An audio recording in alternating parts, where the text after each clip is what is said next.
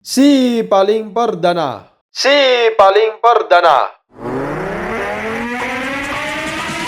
Seorang terduga teroris berinisial M ditangkap oleh tim Densus 88 Mabes Polri di Stasiun Solo Balapan, Surakarta, Jawa Tengah pada hari Rabu 31 Juli 2024. Dikonfirmasi di Solo, Jawa Tengah pada hari Kamis ini, Kabid Humas Polda Jateng, Kombes Pol Artanto membenarkan hal tersebut. Meski demikian, ia tidak dapat menyampaikan identitas yang bersangkutan. Terkait dengan kronologis, ia mengaku tidak mengetahuinya, termasuk barang bukti yang diamankan, ia enggan menjelaskan. Berita selengkapnya akan ada dalam DMP Evening News malam hari ini.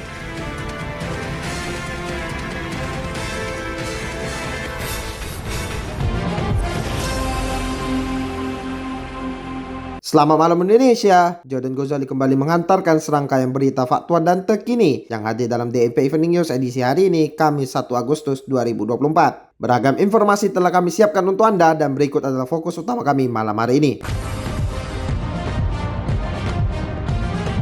Menteri Komunikasi dan Informatika larang transfer pulsa di atas 1 juta rupiah buat tangkal judi online. Kominfo akan memblokir VPN gratis untuk atasi judi online. DMP International News, Meta hapus postingan ucapan bela sungkawa Muhyiddin Yassin untuk pemimpin Hamas.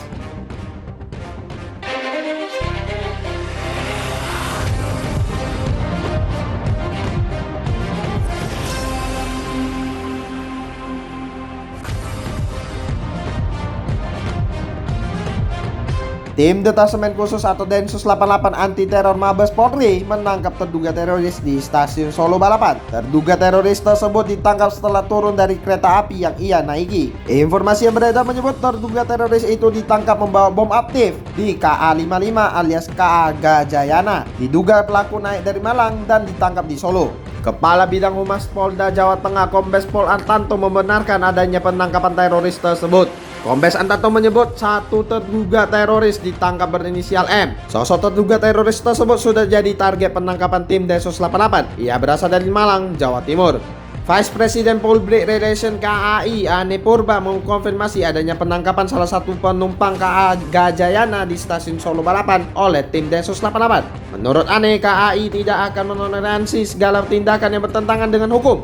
Ia menegaskan manajemen KAI bakal bertindak kooperatif dengan pihak berwenang apabila terdapat dugaan tindak kriminal di stasiun maupun di kereta. KAI terus berupaya meningkatkan sistem keamanan diantaranya melalui penyediaan fasilitas CCTV baik di stasiun maupun di kereta. Selain itu, semua petugas keamanan KAI akan selalu proaktif dalam menjaga keamanan di luar maupun di dalam kereta. Menteri Informasi dan Informatika Budi Aris Setiadi mengatakan bakal membatasi transaksi pulsa lebih dari 100 juta rupiah untuk mencegah deposit judi online. Menurutnya sangat tidak lazim ada transaksi pulsa dengan jumlah yang sangat besar. Budi Aris juga mengatakan aturan tersebut nantinya mungkin akan berbentuk peraturan menteri atau surat edaran. Aturan ini nantinya akan memberikan pengecualian atau whitelist bagi para pelaku usaha pulsa. Pada Juni ini, Budi Ari menyebut deposit melalui pulsa operator seluler menjadi modus baru dalam operasi judi online. Modus baru itu diketahui dari hasil analisis dan laporan Pusat Pelaporan dan Analisis Transaksi Keuangan atau PPATK. Deposit atau deposit slot atau depo slot merupakan setoran awal sebelum taruhan saat Anda bermain judi online yang mesti ada di akun pemain. Angkanya bergantung pada ketentuan tiap penyedia layanan. Deposit judi online sendiri sebelumnya mengandalkan transfer ke rekening bank. Namun pemblokiran sejumlah rekening penampung membuat lahirnya kanal deposit baru seperti pulsa operator seluler ini. Lebih lanjut, Budi Ari menyebut pembatasan kanal pembayaran menjadi salah satu kunci dalam memberantas judi online. Maka dari itu pihaknya terus berkoordinasi dengan pihak terkait, salah satunya Bank Indonesia untuk menutup jalur perputaran uang judi online. Kementerian Komunikasi dan Informatika tengah menguji coba pemblokiran VPN gratis di Indonesia. Hal ini menyusul maraknya aktivitas judi online dengan menggunakan layanan tersebut. Menteri Komunikasi dan Informatika Budi Aris Setiadi menjelaskan per Rabu 31 Juli 2024 kemarin sudah ada 3 VPN gratis yang diblokir. Lebih lanjut, Budi Aris mengatakan menurut temuan Ditjen Apika ada sekitar 23-30 perusahaan yang menyediakan layanan VPN gratis di Indonesia. Namun tak menutup kemungkinan di kemudian hari layanan VPN berbayar juga kena pembatasan akses oleh Kominfo. Sebelumnya dalam keterangan resmi, Budi Ari mengatakan layanan VPN gratis juga memiliki resiko kerentangan pencurian data pribadi, penyebaran malware, dan membuat koneksi internet menjadi lambat serta mengganggu kenyamanan dalam akses internet. Menurutnya pembahasan ini telah dilakukan oleh Direktur Jenderal Penyelenggara Pos dan Informasi Wayan Tony Supriyanto dan Direktur Jenderal Aplikasi Informatika Hoki Situngkir. Kementerian Komunikasi dan Informatika atau Kominfo baru saja memblokir mesin mencari DuckDuckGo pada Rabu 31 Juli 2024. Dikutip dari centerforce.id, pemblokiran mesin mencari DuckDuckGo telah dikonfirmasi oleh Direktur Jenderal Informasi dan Komunikasi Publik, Usman Kansong. Usman menyatakan pemblokiran ini berdasarkan banyaknya aduan konten yang dilayangkan kepada Kominfo. Seperti yang diketahui, Kominfo memiliki layanan aduan konten yang memungkinkan siapa saja untuk melaporkan konten maupun situs yang dianggap melanggar ketentuan hukum yang berlaku. Hal ini juga telah dikonfirmasi oleh DuckDuckGo sendiri yang mengatakan bahwa search engine mereka telah diblokir di Indonesia karena tidak mematuhi kebijakan sensor yang diterapkan oleh pemerintah. Seorang pengasuh pondok pesantren di Kecamatan Tempuran, Kabupaten Magelang, Jawa Tengah berinisial ALA ditahan polisi atas kasus kekerasan seksual pada Kamis 1 Agustus 2024 ini. ALA sudah ditetapkan sebagai tersangka terkait perkara kekerasan seksual pada Senin 29 Juli lalu. Kepala Satuan Reserse Kriminal Polresta Magelang, Kompol Rivel Konstantin Baba mengatakan ada 4 santri perempuan yang menjadi korban dalam kasus tersebut. Kendati demikian, Rivel enggan membeberkan konstruksi perkaranya. Rivel menyatakan tersangka mulai ditahan hari ini usai menjalani pemeriksaan sejak pukul 10:30 waktu Indonesia Barat. Penyidik mengajukan lebih kurang 30 pertanyaan saat pemeriksaan tersangka. ALA pun dijerat pasal 6C junto pasal 15 ayat 1 huruf B, C, dan E Undang-Undang Nomor 12 Tahun 2022 tentang tindak pidana kekerasan seksual dengan ancaman 12 tahun penjara. Andika Sirhansyah melaporkan untuk TMP News. Aksi dua pria yang hendak mencuri trafo listrik dengan cara menyamar sebagai petugas PLN di Jalan Brigjen Katamso, Kota Medan viral di media sosial. Dua pria itu mengenakan topi proyek berwarna kuning saat berada di trafo listrik. Tak lama kemudian, satu unit mobil patroli PLN tiba di lokasi kejadian. Para pelaku kocak-kacir dari lokasi usai ketahuan petugas PLN. Keduanya langsung bergegas dengan mengendarai satu unit sepeda motor. Sayangnya petugas PLN sudah lebih dahulu turun dari mobil patroli. Dua pria itu lari berbentar dari lokasi kejadian sedangkan sepeda motornya ditinggal. Menurut manajer UP3 PLN Kota Medan Niki Yakob, pencurian material kelistrikan itu terjadi pada Kamis 22 Juli 2024 sore hari. Berangkat dari kejadian itu, pihaknya mengajak warga untuk aktif melaporkan ketika melihat perilaku mencurigakan di sekitar instalasi kelistrikan milik PLN.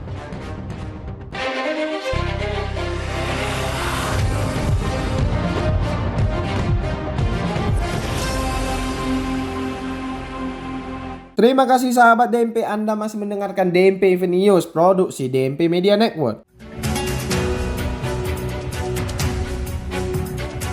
Berikutnya kami hadirkan berita yang faktual dan terkini dari dunia internasional dalam segmen DNP International News.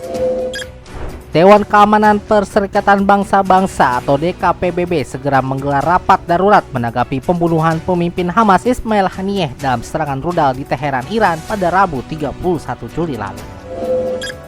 Presiden DKPBB saat ini yakni Rusia memimpin rapat yang digelar pada Rabu 31 Juli pukul 16 waktu setempat atau sekitar pukul 3 pagi waktu Indonesia Barat. Pertemuan darurat itu diajukan oleh Iran dan didukung oleh Rusia, Tiongkok, serta Aljazair. Demikian dikutip dari Anadolu Agency. Dalam rapat itu, Duta Besar Iran untuk PBB Said Irafani mengatakan pembunuhan Haniyeh merupakan perwujudan pola terorisme dan sabotase dari Israel selama puluhan tahun ini. Lebih lanjut, Irafani menegaskan tindakan Israel ini menunjukkan niatnya untuk memperluas perang di seluruh kawasan. Cina, Prancis, hingga Rusia mengecam keras pembunuhan Haniyeh yang dianggap bakal memperkeruh kondisi di jalur Gaza, Palestina dan merusak upaya perundingan gencatan senjata antara Israel dan Hamas. Sementara itu, Rusia bahkan menganggap kematian Haniyeh merupakan pembunuhan politik yang sengaja dilakukan untuk memperkeruh situasi. Berbeda dengan mayoritas anggota tetap dan tidak tetap DKPBB lain dalam rapat, Amerika Serikat justru membela Israel. Wakil Duta Besar Amerika Serikat di PBB Robert Wood justru mendesak DKPBB untuk mendukung posisi Israel. Menurut Washington, hak Israel untuk membela diri terhadap serangan dari kelompok-kelompok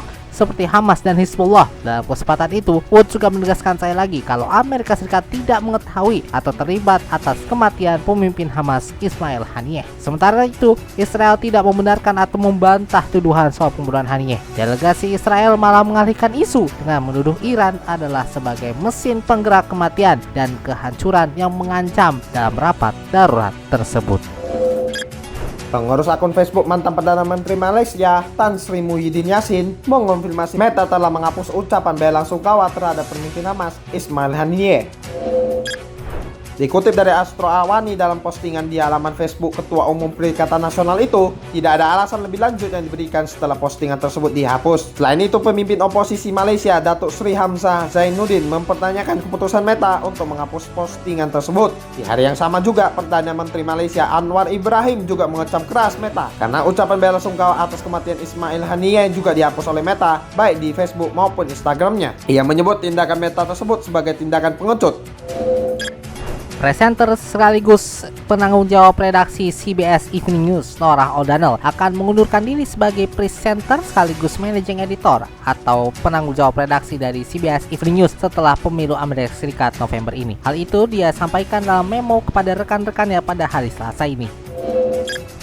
Norah yang membawa program CBS Evening News selama 5 tahun terakhir ini akan mulai peran baru sebagai koresponden senior CBS News setelah pemilu Amerika Serikat November mendatang. Meskipun keputusan O'Donnell untuk mundur dari kursi presenter tidak secara langsung terkait dengan pengambil alihan Paramount Global kepada Skydance, namun lanskap media yang berubah membebani keputusannya. Keputusan Norah untuk mundur dari posisi tersebut adalah keputusannya sendiri, meskipun dalam beberapa waktu ini para petinggi mencoba untuk menggantikan dirinya. Dikutip dari CNN, pada 2 tahun lalu, Presiden CBS News saat itu Niraj Khemlani telah mencoba merekrut mantan penyiar NBC Nightly News Brian Williams untuk peran tersebut, yang kemudian ditolaknya saat itu. Hingga saat ini belum ada pengumuman lebih lanjut mengenai siapa pengganti Norah O'Donnell. Meskipun siaran berita malam utama di Amerika Serikat masih memiliki rating yang tinggi dibandingkan dengan program berita televisi linear lainnya, siaran tersebut telah kehilangan banyak daya tariknya dalam lingkungan berita digital yang semakin terpecah belah yang telah menjulkir balikan industri tersebut.